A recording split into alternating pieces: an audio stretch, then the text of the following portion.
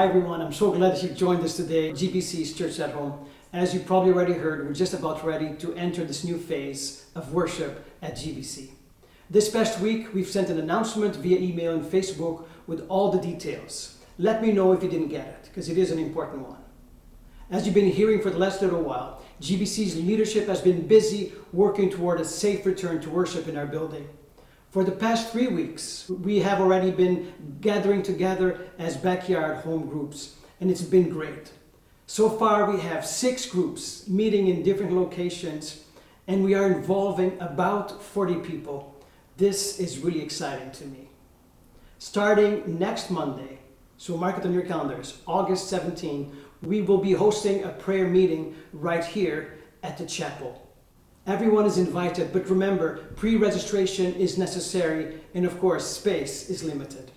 On Sunday, August 23rd, we'll start live streaming our gatherings with some of our leaders right here at the chapel. Think about this as a soft launch. It will be kind of like a test run. Then, August 30th, mark that on your calendars, we are planning to have our first official gathering here at GBC. For the next little while, this will be kind of like a hybrid, I should say, of GBC's Church at Home, but with a live in-person message. In time, we expect to start adding live music and other personal worship elements. It is important to note that we won't be able to run children's ministry at this time, and we're so sorry about that. We will continue to run GBC's Kids as we have for the last few months. Please check the email for pre-registration and health and safety protocols. Those are, of course, important, and there'll be, for sure, more information coming soon. I need to say that the health and safety of those who attend GBC is very important to us. We are taking every precaution to ensure that Grace Bible Chapel is a place that you feel safe and comfortable when you worship with us. We long to see you face to face and pray for God's blessing as we continue to be faithful during these challenging times. I'd like to say thank you for your patience and understanding during these times. May God bless you and keep you. Let's worship our God together.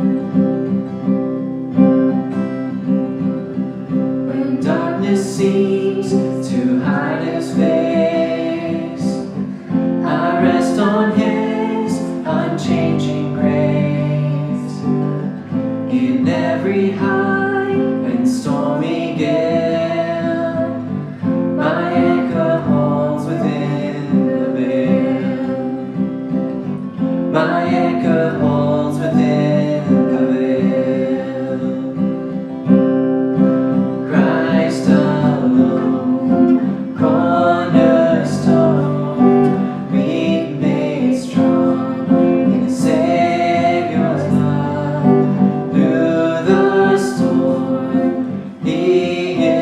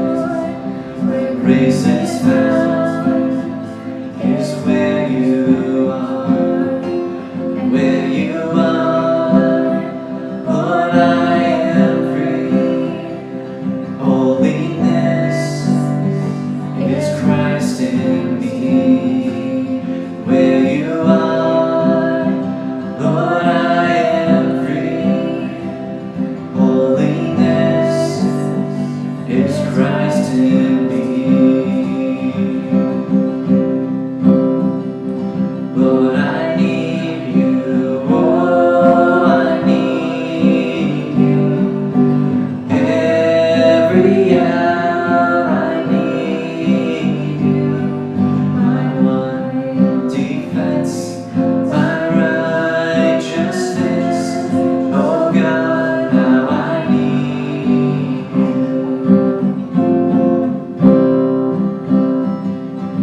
So teach my soul to rise to you when temptation comes my way. When I cannot stand, I'll fall on you. Jesus, you're my hope and stay. When I cannot stand, I'll fall on you. Jesus, you're my hope and stay.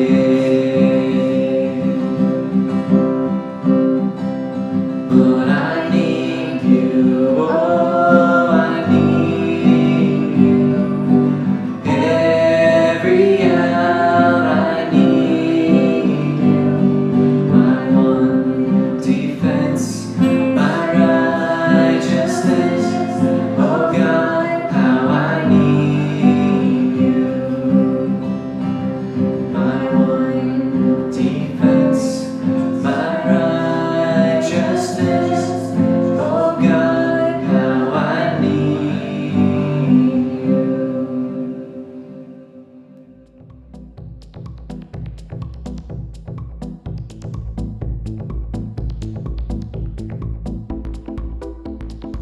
Good morning, church family. Dave here, just sharing a couple things with you. We were up in Perry Sound and went out to Harvest Church on Sunday morning. I kind of went there dreading it a little bit, thinking that with the mask on, it was going to be awkward and really weird. Anyway, went in, very friendly, very casual atmosphere. Got a squirt of hand sanitizer, signed in. Another gentleman, he took us up, sat us in a couple seats up near the front. Overall, really great experience.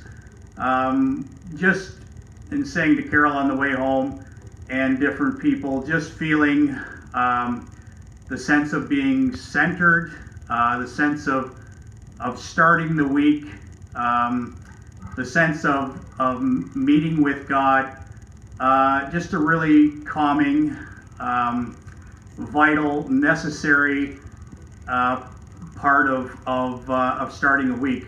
Something that, in hindsight, looking back on, we kind of maybe took for granted. We knew it was important, but after a few months of not having that, leaving the service up there on Sunday, just walking out of the church and feeling we have met with God.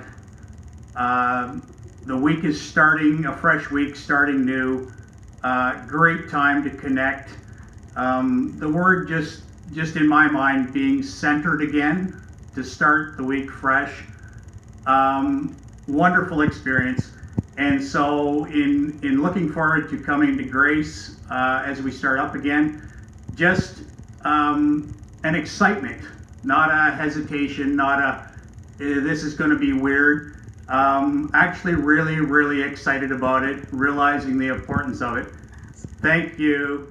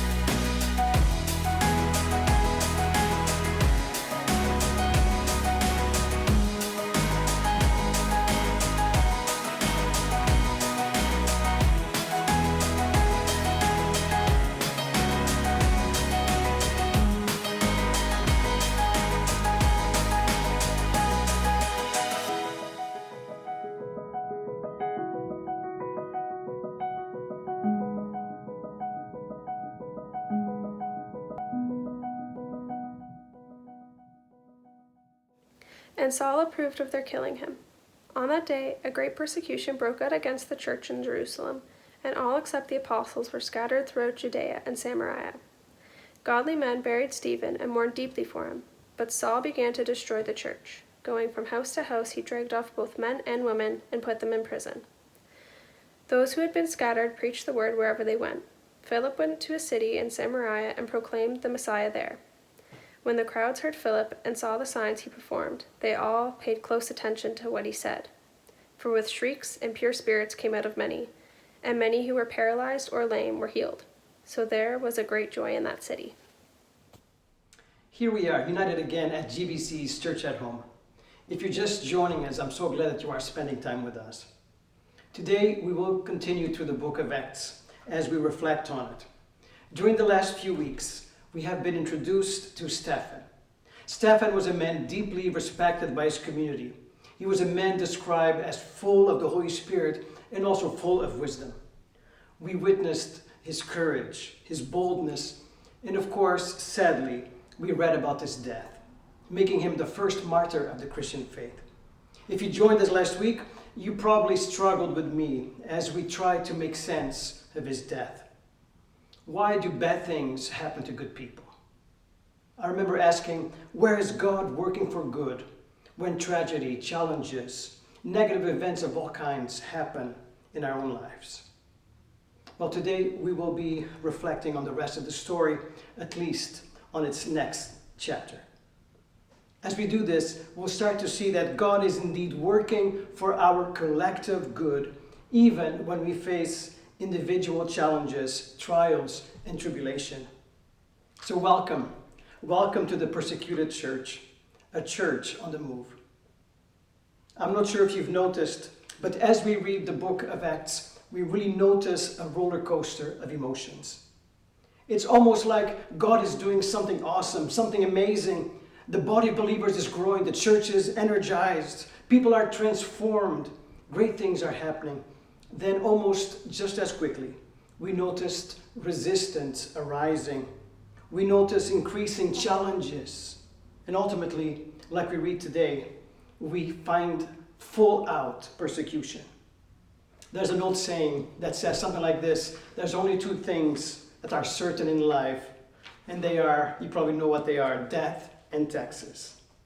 But if there's one thing we can learn from the book of Acts, it is that, especially in terms of ministry, we can always expect something else. We can expect challenges. This, of course, was true for Stephen. This was true for those living in the early church days, and it's for sure, applicable for us, even as we follow Jesus. But the great thing is, as we reflected last week, we're never alone. God is surely working even through our challenges, turning bad into good, regardless, and this is key, regardless if we see it or not. And here we find the first bit of good news for today. There is hope. There is hope because we are part of something way bigger than us. We are called, we are invited to be a part of God's everlasting kingdom. See, we have a purpose that is transcended or beyond our circumstances, even our very own physical existence. Despite the hard times that we all endure in different ways, in Jesus, all of us, we can find restoration, we can find redemption. As we share in this journey, as followers of Jesus, we join the apostles and the disciples throughout time. The thing is, as we spoke about last week, we don't travel alone. And that's good news, because we walk with Jesus. We walk with Jesus to the pain of the cross. But the good news is that we don't stay at the cross. We keep on moving ahead. We keep on going. And we find the joy of the empty tomb. And in this, we find great joy. Today, as we reflect on the Bible passage from Acts 8, and we walk together with the early church, we share in their pain, and that's true, for sure. Yet, as we persevere, as we walk with them, we also find joy. And joy, as we read, was the ultimate result of persecution they faced. When we read verses 8, we see that. But then again, all along the way, we find that there was blessing in the midst of the pain. Listen to Acts 8, verses 1 to 3. And it says, on that day, that's the day of Stephen's death, a great persecution broke out against the church in Jerusalem. And all except the apostles were scattered throughout Judea and Samaria. Godly men buried Stephen and mourned deeply for him. But Saul began to destroy the church. What a reading. All the blessing, all the beauty of the early church that makes me so excited to talk about and to dream about and to try to experience. We see it starting to unravel because of this new character that just enters the story named Saul. We find him going from home to home, dragging off both men and women. He didn't care. He just put them in prison. It's hard to imagine the terror of these events that the first disciples experienced when they were living through it. It's not quite the same as we sit in the comfort of our own favorite couch, as we stare at a computer screen, a TV, or a smartphone. See, today we have a whole New Testament full of encouraging Bible stories and verses. We have the luxury of over 2,000 years of church history when we can see God's faithfulness and His work across the centuries. But not so with the early disciples. For them, this was a terrifying, life-threatening event. In addition to the resistance of the religious leaders, now they also have Saul spearheading a campaign of persecution against them. We now know him as the Apostle Paul, but we know that that wasn't the story for the first disciples. They only knew him as a religious rising star, a promising young Pharisee, probably on his way to becoming the next leader in Judaism. See, the only thing more dangerous than Saul's education, his prestige, his upbringing and family's name was his zeal for the law. Paul's persecution was driven by zeal. He had a passion for the law, the religious system that he loved so dearly. It's no wonder that all those who witnessed the living Jesus were seen as a threat, which in Saul's mind had to be silenced no matter the cost. Yet, it is in the face of this so direct and determined effort to destroy the church that the good news of Jesus, God's gift of grace, started to expand, just like Jesus had commanded, right into Judea and Samaria. It's often in the midst of challenges that faith grows and the good news of the gospel starts to thrive. We could say that challenges are often the necessary ingredients that develop our faith as it becomes ever more rooted, secured, and focused on Jesus. As Jesus proclaimed the Great Commission, His disciples went from Jerusalem to Samaria and to the ends of the earth. We find them in Jerusalem, and while there they caused quite a stir around town. Thousands accepted Jesus and whole communities were transformed. It's an amazing story. But now, without planning a mission trip and surely feeling unprepared, not ready, they found themselves witnessing in Judea and Samaria. And here we find the impetus for mission. And it's not human effort, it's not good planning, it's not financial resources. It is God's Spirit working through even the darkest of circumstances, often in the unexpected. In our reading, we see God's kingdom expanding as a direct result, get this, of the persecution driven by Saul. And here we find an interesting fact. Even before meeting Jesus, Saul was unknowingly already spreading the gospel of Jesus. Who knew? Yet, of course, the disciples weren't celebrating as they were scattered and dispersed throughout the Judea and Samaria. I can almost hear their cries for God, probably wondering, where are you, God? Where are you, God, in our time of affliction, danger, and loneliness? And despite feeling like this, God hadn't abandoned them. He was very much active and present. He was about to turn the terrible into the terrific, the scary into the spectacular.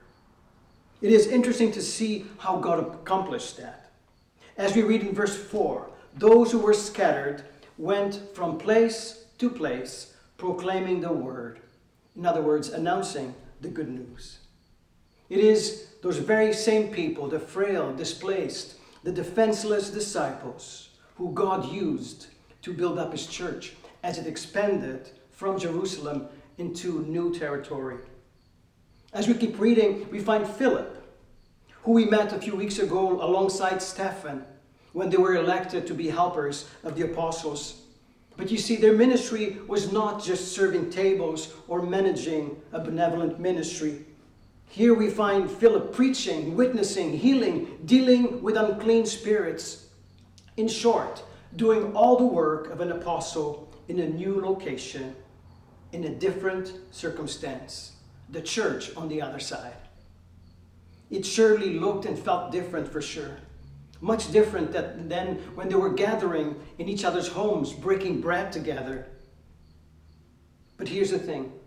The church was still as active, was still as powerful, was still as wonderful as it was before. And the question that comes to my mind is, how is this possible?